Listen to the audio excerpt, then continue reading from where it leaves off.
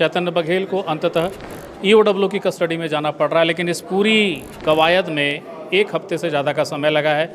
आज भी हाईकोर्ट में ऐसा बहुत कुछ हुआ कि लगा कि अब चैतन्य की ये गिरफ्तारी फिर टलेगी, लेकिन आखिरकार शाम ढलते ढलते कोर्ट से ऑर्डर हो गया। मगर कोर्ट के अंदर भी कुछ हुआ, वही कुछ जानने समझने हाजिर हुआ हूँ फैज़ल रिजवी जी के साथ। फैज़ल जी, सबसे पहले ये बताइए कि आखिरकार हाईकोर्ट में आज क्या हुआ? देखिए, माननीय उच्च न्यायालय में अग्रिम ज़मानत का आज जो बहस चल रही थी और मेंशन करने के बाद जो बहस सुनी गई, माननीय उच्च न्यायालय में उस बहस के दौरान जो ईओडब्ल्यू की तरफ से जो पैरवी कर रहे थे सरकार की तरफ से, उन्होंने ये बात रखी कि साहब हमको माननीय सर्वोच्च न्यायालय का जो निर्देश में हमने मिला है कि हम 3 महीने के अंदर उसमें चालान पेश करना है, इसलिए इनको हमको पूछताछ करना है और हम इस प्रकरण में जो ईओडब्ल्यू का एक्साइज प्रकरण है 3 महीने के अंदर पूरी विवेचना को कंप्लीट करके फाइनल चार्जशीट हम पेश कर देंगे। ये बात वहाँ उन्होंने रखी है और ये कहा है कि हमको उनसे जो है इंट्रोगेशन कराना है कुछ लोगों का और जो व्हाट्सएप चैट उसके बारे में पूछताछ करना है, इसलिए इनकी कस्टोडियल जो है हमको ज़रूरत है, ज़रूरी है, इसलिए हम इनको अरेस्ट करना चाह रहे हैं। और उसके उपरांत माननीय न्यायालय ने ये भी कहा उसमें कि 6 चार्जशीट पेश हो चुकी है, उसमें कहीं पर भी चैतन्य बघेल का नाम का जिक्र नहीं है और वो चीज़ जो है वहाँ बताई गई माननीय न्यायालय में कि ये ऐसा कहीं जिक्र नहीं है और ये मामला जो है ये जनवरी 2024 का है। आज तक कभी भी एक बार भी चैतन्य बघेल से कोई पूछताछ की नहीं गई है, ना ही उनसे किसी कन्फ्रंट कराया गया है।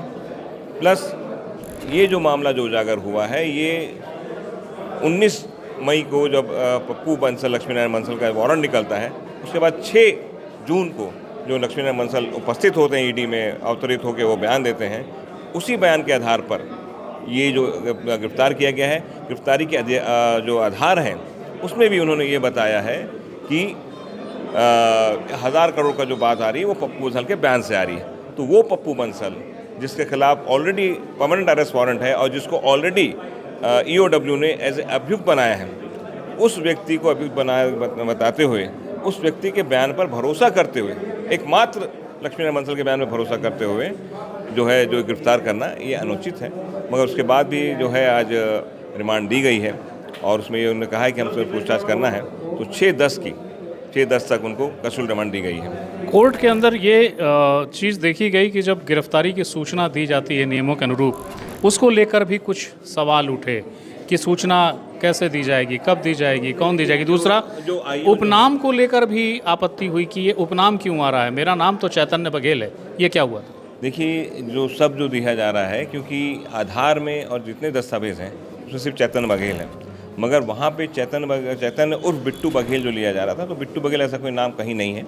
तो जो आधार में नाम है, जो एक्चुअल नाम है, वही नाम होना चाहिए जैसा होता है, नहीं तो फिर बाद में प्रॉब्लम आता है। इस चीज़ का ध्यान आकर्षित कराया गया, तो उस पर न्यायालय ने उसको संज्ञान लेते हुए बोला गया कि नहीं, इनका नाम सिर्फ चैतन्य बघेल है, जो बिट्टू लिखा जा रहा है गलत है। इसको हमने आपत्ति भी की और वो रखा भी बात। और गिरफ्तारी की जो सूचना थी, ये जो आईओ हैं उन्होंने कहा कि इनके कोई रिश्तेदार यहाँ हैं क्या। जब रिश्तेदार नहीं है, ऐसी परिस्थिति में जब रिश्तेदार नहीं रहते हैं, तो ये प्रावधान है कि उनके रिश्तेदारों को फ़ोन से सूचित करके वो बता दें कि हमने इस नंबर से इतने बजे उनको फ़ोन से सूचित किया, तो वो उनके फ़ोन से सूचित किया गया है। अच्छा, ये जो रिमांड है 6 तारीख तक की, ये सशर्त है?